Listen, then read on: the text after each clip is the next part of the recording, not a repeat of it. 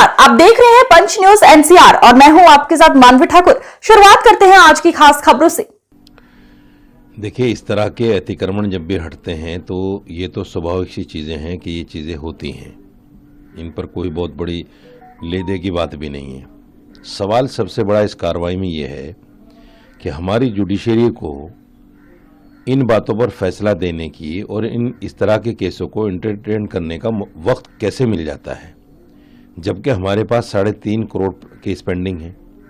कुछ ऐसे केसेस भी अदालतों में लगे हुए हैं जो बेचारे मुलजिम भी नहीं हैं, लेकिन उनको पकड़ लिया गया, वो जेल में हैं। वो हर तारीख पे ये इंतज़ार देखते हैं कि साहब फैसला सुनाएंगे और हम छूट जाएंगे, लेकिन साहब फैसला नहीं देते और वो 5-5 साल 10-10 साल जेल में रहते हैं। एक बच्चा 36 साल के बाद छूटा।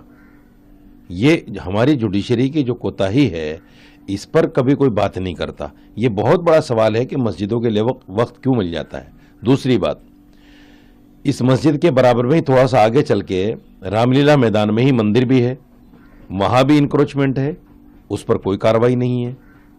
दिल्ली गेट से थोड़ा सा आप आगे चलेंगे, मौलाना आज़ाद मेडिकल कॉलेज के पास में ऑन रोड मंदिर बना हुआ है, बिल्कुल सड़क पे मंदिर बना हुआ है, उस पर कोई कार्रवाई नहीं है।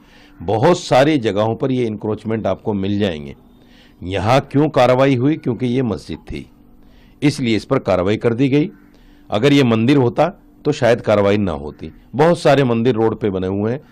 अभी बीजेपी ऑफिस के सामने जो पार्क है, आप जाकर देखिए, पार्क के बीच में मंदिर बना हुआ है, सरकारी जगह पर, और वहाँ बराबर में इंक्रोचमेंट भी है मंदिर के पास में, लेकिन कोई कार्रवाई नहीं, क्योंकि वो मंदिर है, सनातनियों का है और ये मस्जिद थी, मुसलमानों की थी।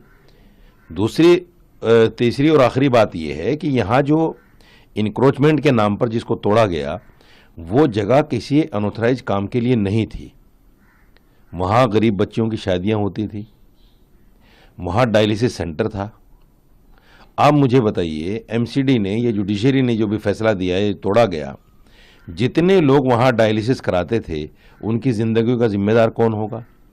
डायलिसिस ना होने की वजह से अगर मर गए लोग तो कौन जिम्मेदार होगा इसका? वो गरीब बच्चियाँ जो शादी के लिए अपनी डेट लिए बैठी थी कि हमारी शादियाँ होंगी, उनकी शादियाँ नहीं हो पाएंगी, वो कैसे होंगी, कहाँ से होंगी? तो ये कुछ ऐसे सवालात हैं जो लोगों के सामने आना चाहिए और इस तरह के फैसले आनन फानन में नहीं देना चाहिए। उसकी बहुत गंभीरता से जांच हो, यहाँ क्या है, क्या होता है, क्यों होता है। हज, ये दिल्ली वक्फ बोर्ड की मस्जिद है और दिल्ली वक्फ बोर्ड सरकार के अधीन है। यहाँ से हज कमेटी की कार्रवाइयाँ भी होती थी। जो लोग हज पे जाते थे, हज सीज़न में यहाँ बाकायदा टेंट लगते थे और लोगों को बताया जाता था हज कैसे होता है। ये सारे गवर्नमेंट के अंडर की चीज़ें हैं, कोई भी ऐसी चीज़ नहीं है कि वहाँ माफ़ कीजिएगा अनऑथराइज हो। लेकिन इन सबके बीच दिल्ली पुलिस ने मामला दर्ज किया है अननोन पर स्टोन पेल्टिंग को लेकर, जो तुर्कमान गेट पे हुआ है, और पुलिस पर जो हमला हुआ है, 10 लोगों को डिटेन भी किया गया है।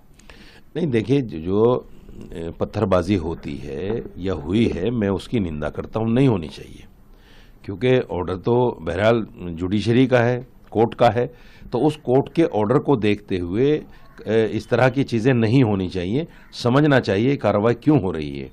लेकिन जो मैंने सवाल उठाए हैं वो भी तथ्यात्मक हैं, उस पर भी जुडिशरी को भी सोचना चाहिए और पुलिस को भी सोचना चाहिए कि ये कार्रवाई सिर्फ मुसलमान देखकर या मस्जिद देखकर क्यों की जाती है।